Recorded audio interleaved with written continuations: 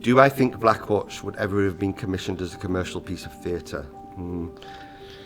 No, I don't think it would have. And in fact, I remember at the time when we were first working on the initial idea and we were developing it, I spoke to a few festivals, people like that, about it, and nobody got it at all.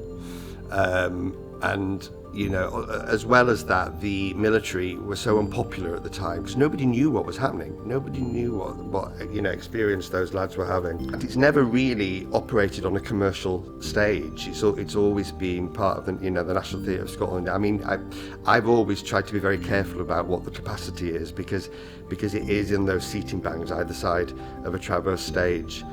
And part, when we first opened it at the Edinburgh Festival in 2006, I think the capacity was something like 300, I think, if that. And so there were only like 4 or 5 rows of seats. So the audience, you could literally kind of, see the sweat. You could see the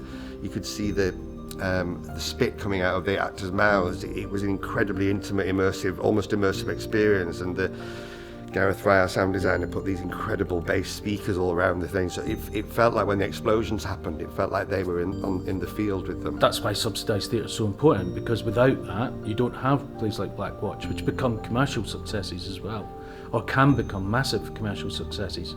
One of the other things was that,